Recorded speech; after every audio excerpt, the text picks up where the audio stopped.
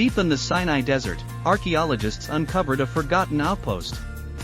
It looked ordinary. But hidden among its ruins were inscriptions that would ignite one of the greatest debates in biblical archaeology. Did ancient Israelites believe Yahweh had a wife? In 1975, Israeli archaeologist Ze'ev Meshel excavated a remote site known as Kuntillet Ajrud. Located in northeastern Sinai, the site dates to the 8th century BCE. It was not a city. It was not a palace. Most scholars believe it served as a caravan station or desert fortress used by travelers crossing the Sinai. Inside the building, archaeologists found something extraordinary. Large storage jars, wall inscriptions, ancient drawings, and several blessings written in Hebrew. One inscription would soon become famous throughout the academic world. One blessing reads, "I bless you by Yahweh of Samaria and by his Asherah." Another says, "By Yahweh of Taman and by his Asherah." Those final words, his Asherah, have puzzled scholars for decades. There is no universal agreement. Several explanations have been proposed. Some scholars argue that Asherah refers to the Canaanite goddess. If so, the inscription may suggest that some Israelites believed Yahweh had a divine consort. Some scholars argue that Asherah refers to the Canaanite goddess. If so, the inscription may suggest that some Israelites believed Yahweh had a divine consort, a divine partner worshipped alongside him. Others strongly disagree. In the Hebrew Bible, the word Asherah can also describe a sacred cult object, often translated as a wooden pole or sacred tree.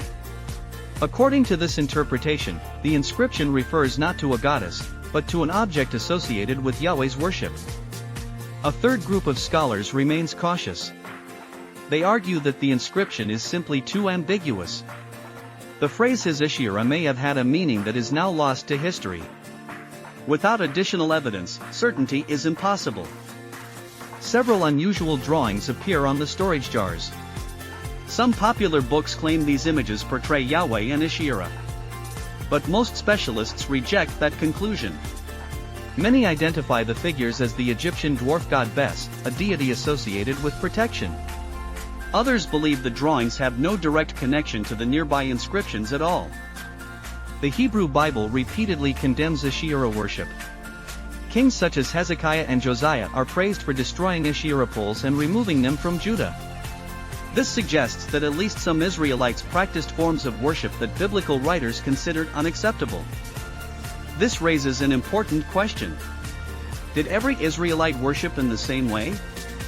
Probably not. Ancient Israel was not religiously uniform. The Bible reflects the ideals of its authors. Archaeology sometimes reveals the religious practices of ordinary people. Those two perspectives are not always identical. Kuntillet Ajrud does not prove that Yahweh had a wife. Nor does it disprove biblical monotheism. Instead, it offers a rare glimpse into the diversity of religious beliefs that existed in ancient Israel during the 8th century BCE. It reminds us that archaeology often raises new questions instead of providing simple answers. More than 2,700 years later, the inscriptions of Kuntillet Ajrud continue to challenge scholars. Were they describing a goddess? A sacred object? Or something we no longer understand? The debate continues. And that is precisely what makes archaeology so fascinating. What do you think? Did his Asherah refer to a goddess, a cult object, or something else entirely? Share your thoughts below. Subscribe for more documentaries exploring the Bible through archaeology, history, and the ancient Near East.